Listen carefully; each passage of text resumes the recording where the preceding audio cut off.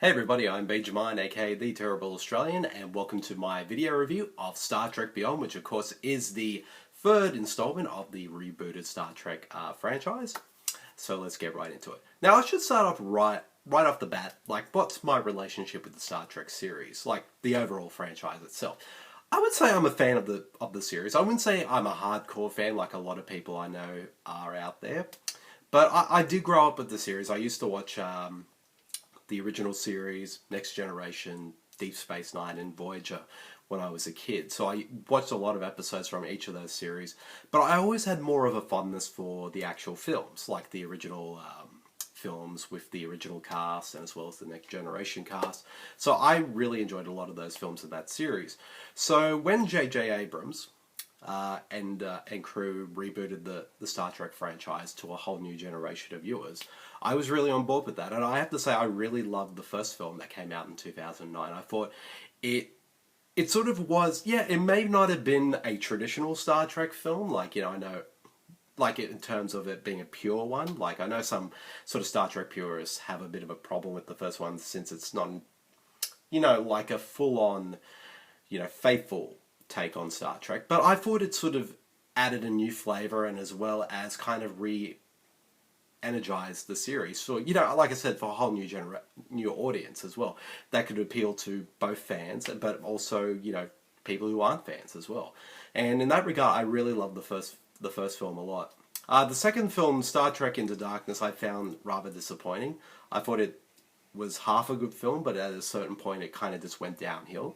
So when it came to Star Trek Beyond, what made me really intrigued about this one is that J.J. Abrams is no longer directing this one. He's only on as a producer, and the writers behind the first two films aren't writing the script of this one. Instead, the script for this one is co-written by star Simon Pegg. So that made me really interested. And also the director of this new film is Justin Lin, who previously directed the third, fourth, fifth, and sixth installments of the Fast and Furious franchise. So I was kind of intrigued to see what he would bring to the series.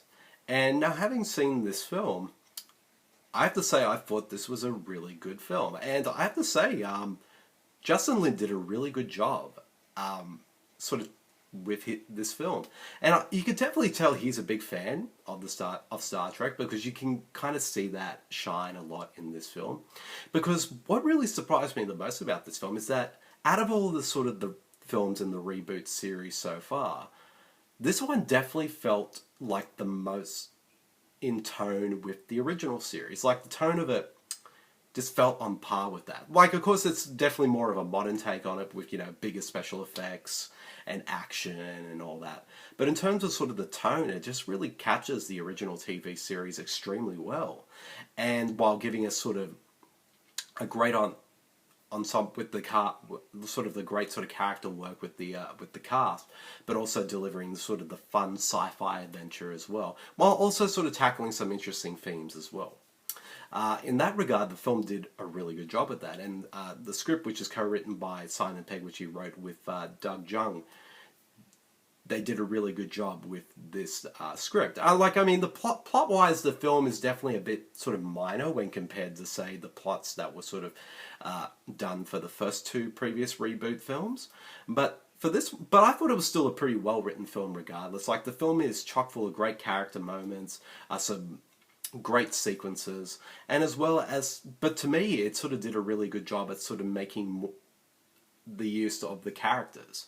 Like, this one definitely felt more like the most ensemble piece of the reboot series so far, because everyone in the cast is given something to do, and most of the characters have their own kind of individual arcs as well, and the script did a really good job at sort of exploring the characters, and in that way it sort of gives a little bit more meat to the cast as well with their characters and their performances. And once again, the returning cast are Chris Pine, Zachary, Quinto, Karl Urban, Zoe Saldana, John Cho, Simon Pegg, and of course the late Anton Yelchin all do really good work once again in their roles. And of course the new cast members, like Idris Elba, I thought was fine in the role as the villain, but I can't help but feel like he was a bit underdeveloped though. Like, they do some interesting things with his character, but I kind of wish they explored him a little bit more, and I couldn't help but feel like, yeah, he was a bit underdeveloped. I think Idris does a really solid work nonetheless. I mean,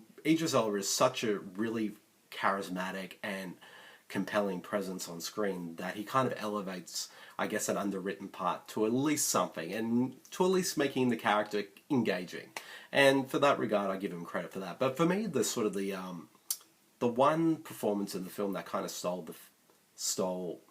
the most amongst the cast members was definitely Sofia Boutella. If I butchered her name, forgive me.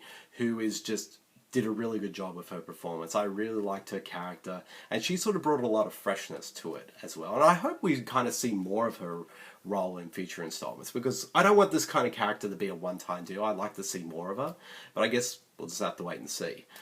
Directing-wise, Justin Lin did a really good job. Like I said, he does capture the tone of the original series quite well, but also sort of the action set pieces are really well done, and like it's really funny. It's really entertaining. And there's also some really sort of moving moments as well. And particularly towards the end, especially when this film, in a lot of ways, kind of acknowledges sort of the passing of both Anton Yelchin and as well as Leonard Nimoy in that regard. So, yeah, overall, it's a really solid sequel. I really enjoyed this one a lot. And it's definitely a big step up again for the series after Star Trek In the Darkness. Like I said, it kind of does feel like a minor effort in terms of the whole sort of Star Trek franchise, but it's still a really fun and entertaining film that does the series justice. I think out of all the films in the reboot series so far, this is the one I think Star Trek purists are definitely going to enjoy the most, because it does, I think of all the three so far, this one is the most that feels like Star Trek, like in at least tone-wise anyway. So yeah, I really enjoyed this one, and if you haven't seen it, definitely check it out for sure. So if I had to give Star Trek Beyond a rating, I give it a solid 4. I really enjoyed this one a lot. So yeah, that's the end of my video review of Star Trek Beyond. I hope you guys all enjoyed it, and I'll see you all later. See you everyone. Bye.